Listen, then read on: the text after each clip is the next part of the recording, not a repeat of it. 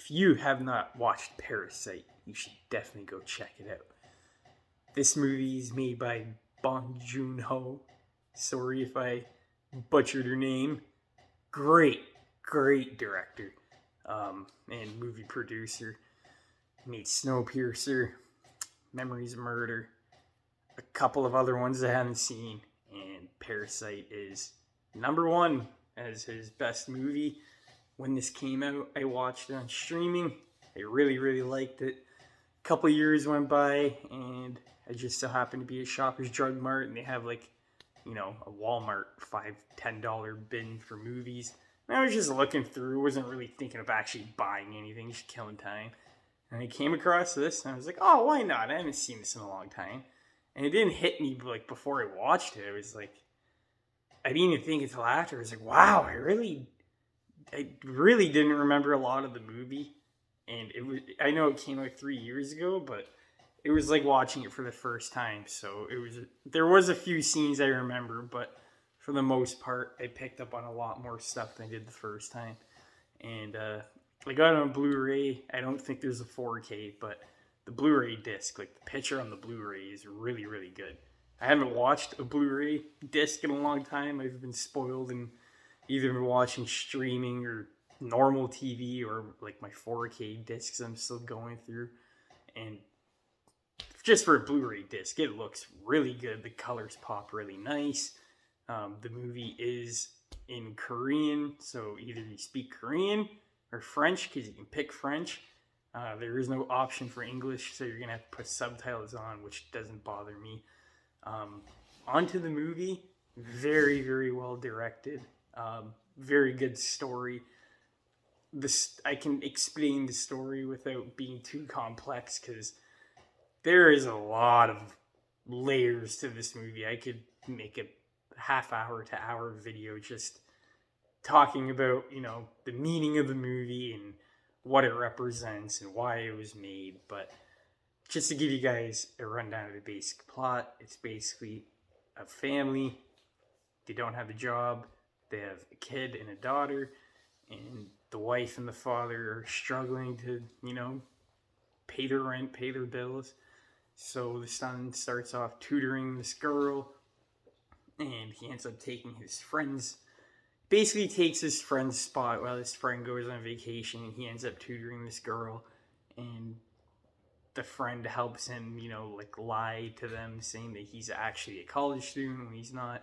So he starts tutoring the girl, and then he basically gets the family, and there's a couple of other roles around the house, because the family's really rich, so you got the driver, you got a housemaid, gets his mom in as the housemaid, and slowly the family kind of starts to creep in. It's a really, really interesting plot.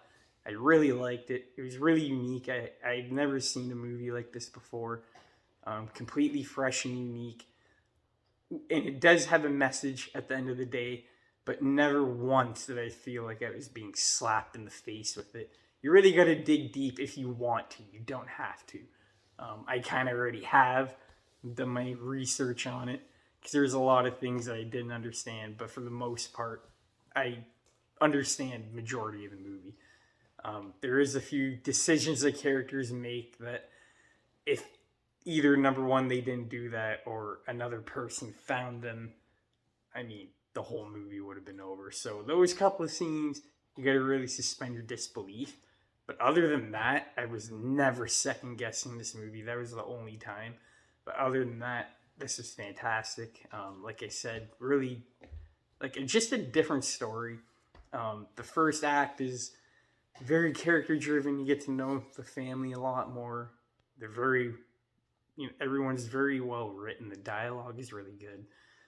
Even though the family are a bunch of scavengers basically, and they're scamming these people, you kind of see where they're coming from. You don't necessarily agree, but you've been sitting there with them for the first two acts of the movie, so when everything happens in the third act, you kind of understand why they do what they do, other than one part, which I'm not going to spoil.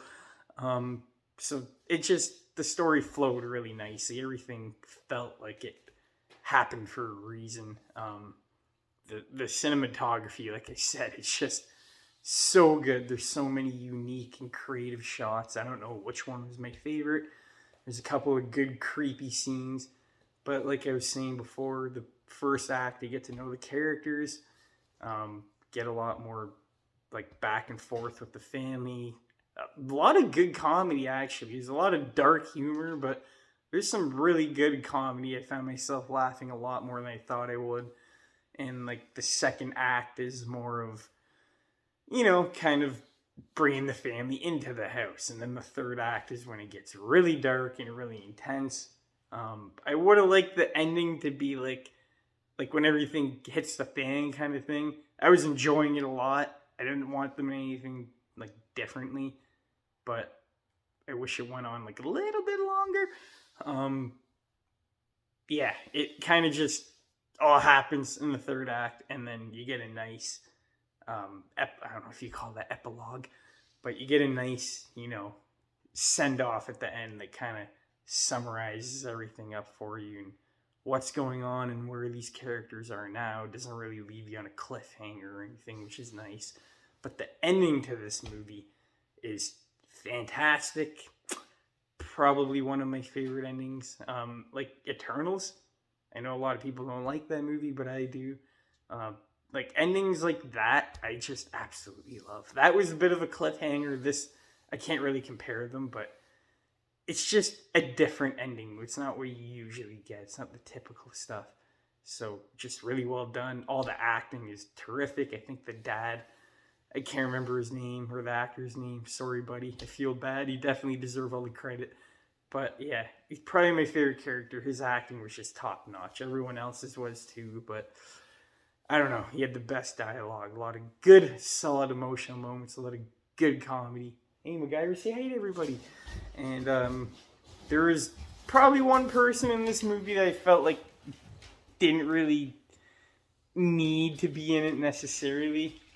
Like we didn't really get any closure on him of what happened near the end of the movie, but I'm not going to spoil who that is. But I mean, if you haven't seen the movie, it's been out for like 4 years, so get on it. It's really good. It's worth watching. It's 2 hours long, and it's just something different, something unique.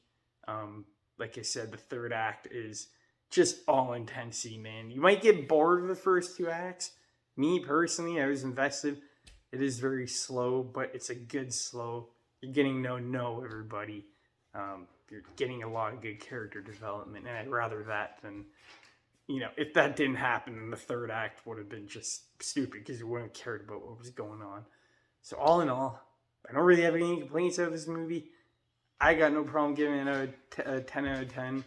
I don't know how much rewatchability it has, but I could definitely see myself watching it again in maybe a couple months or a year from now.